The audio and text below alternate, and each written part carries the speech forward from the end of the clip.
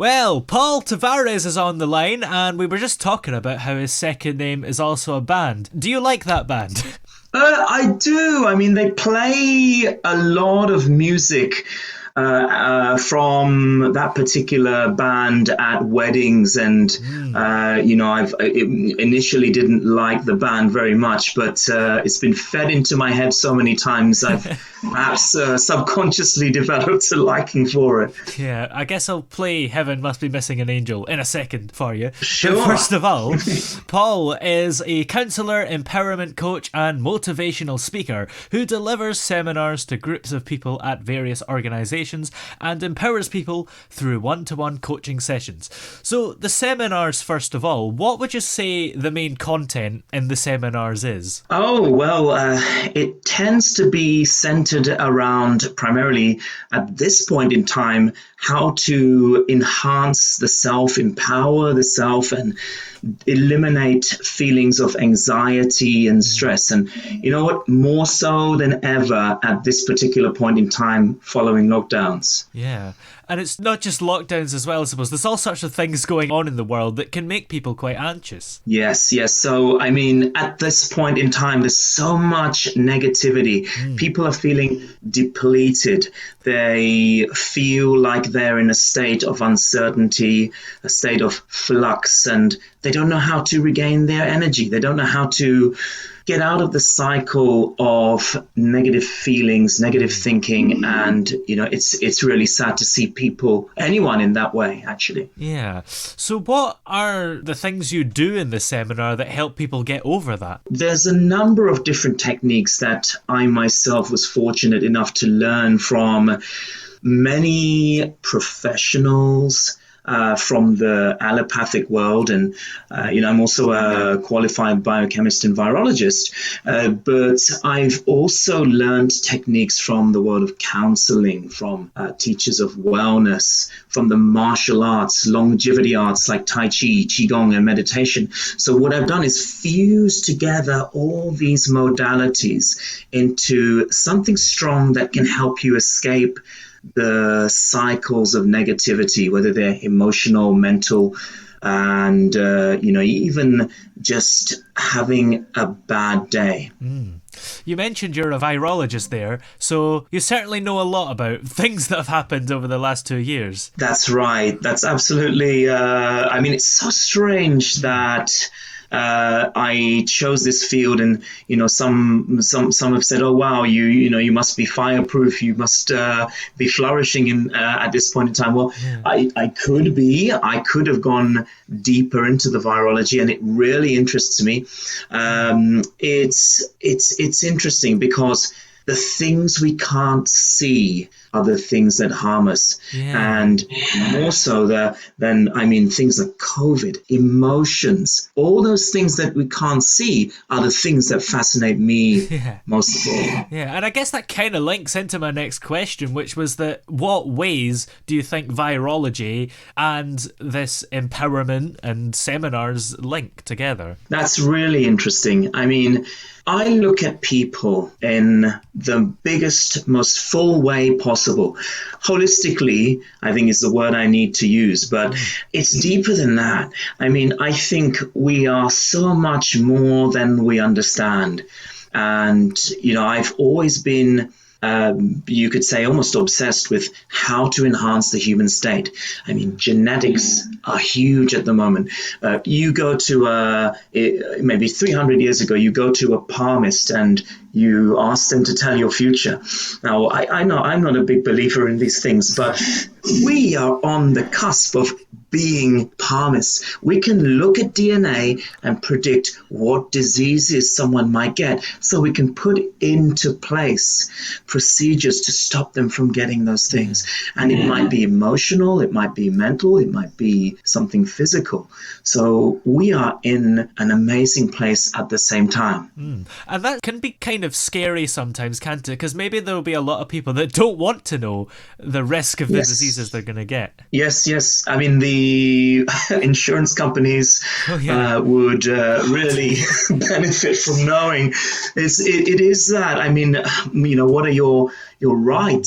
We need to define what we believe to be ethically right as a collective. I mean, that's always what we've done. What does a collective majority believe is ethically right? Yeah. What do we believe is wrong? And then we take the majority. I hope that it is for not just the betterment of human beings and for a few individuals right at the top, but it's, holistically good for the planet, good for everyone. We're all big bags of red water, I think they said in Star Trek at one point, and we're all the same. We're trying to understand this world and explore it. And to me, it doesn't matter what religion, race, gender, preference, whatever you choose to identify with.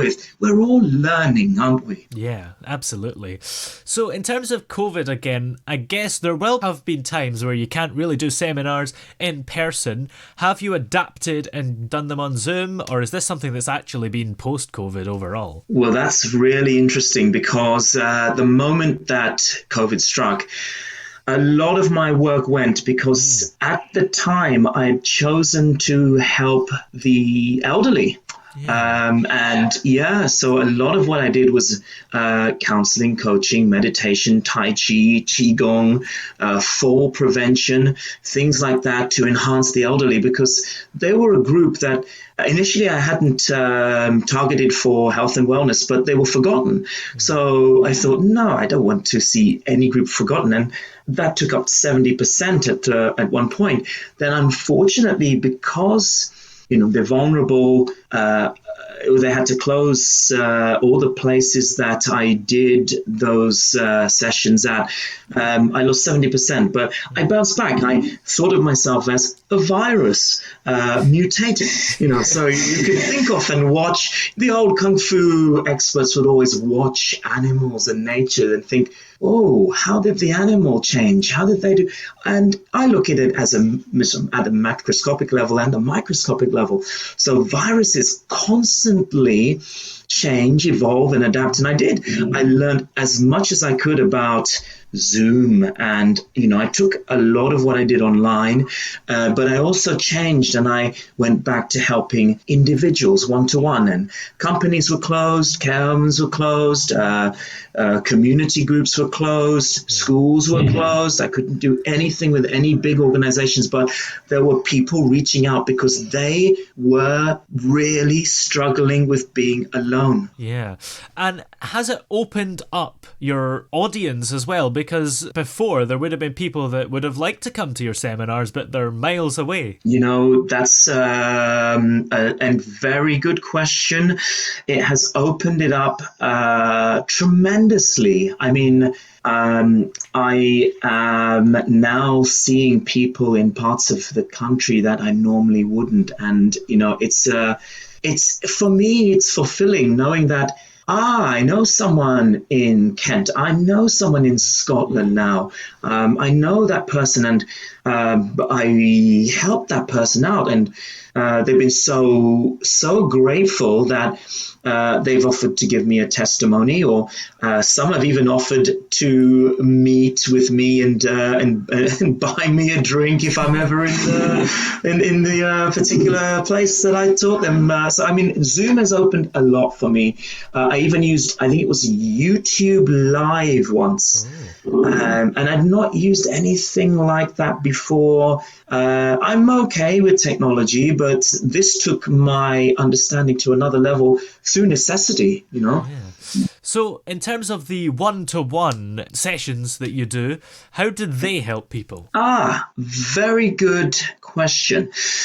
They help in many ways. I mean, they can help with anxiety, worry, depression, frustration. Grief was a big one during lockdown because, we think of grief as losing a loved one, but grief happens when you lose a job. Grief happens when you lose your freedom. Grief happens when you lose contact with people. Grief happens when you lose your mind. So it's any loss is going to cause grief, and everyone felt it, including the well-being expert myself. I felt it too. I felt disconnection and pain. And I thought, what about the people I was helping? What must they be feeling if I'm feeling this now? Yeah, absolutely. And the thing as well about our mental health and our physical health and everything is it's all linked, isn't it, really? So if you're feeling grief, then you might get a headache, for example. Yeah, exactly. I mean, you've hit the nail on the head. Sorry for the pun,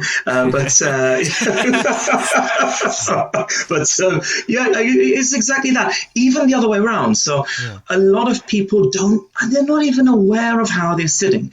So, I could be sitting like this all day with my shoulders up. That is wasted energy at the subconscious level. You're going to feel exhausted by the end of the day. You walk around like this with your head in a stretch, unnecessarily frowning.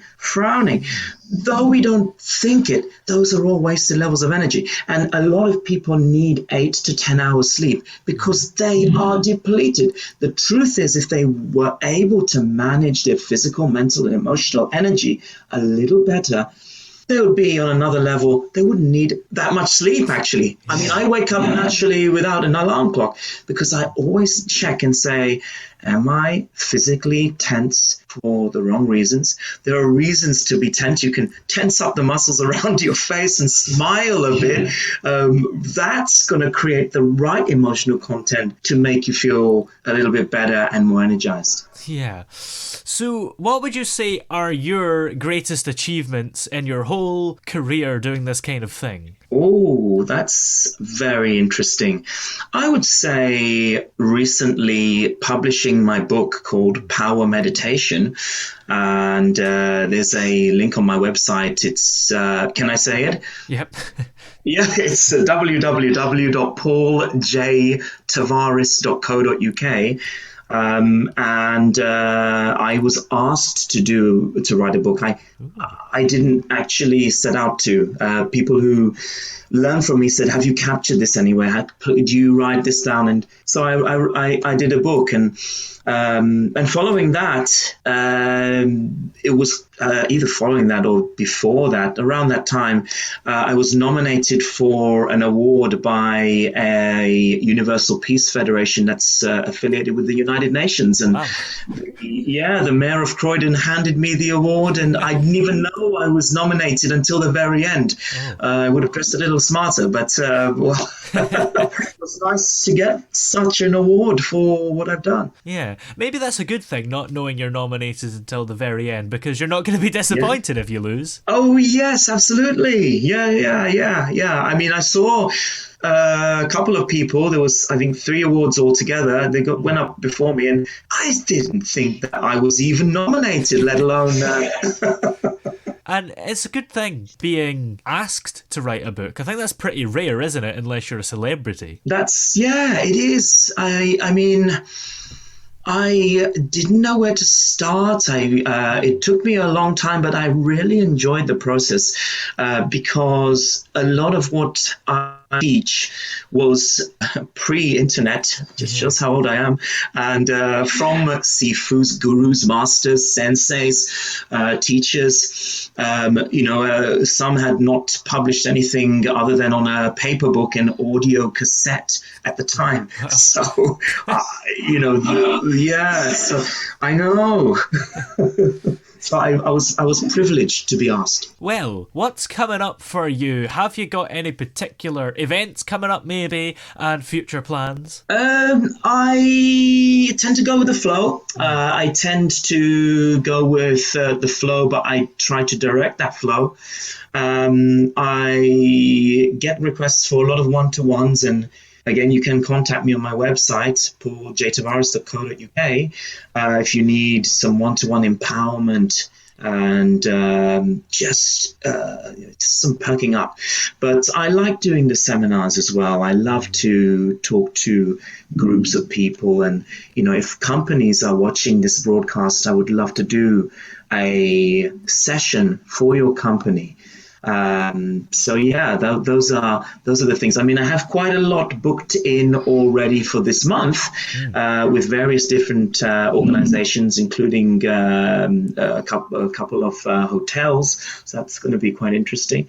And yeah, looking forward to the future. I mean, whatever it brings, I will do my best to bring something positive to others. Yeah, absolutely. Well, many thanks for coming on today. Just remind us of all the places that we can check you out. Oh, yes, sure. I mean, the best place to go is www.pauljtavares, J for John, Tavares is Tavares.co.uk. And you can find me on Instagram, Mr_Paul_Tavares. And, I mean, I'm happy to connect with any and all people.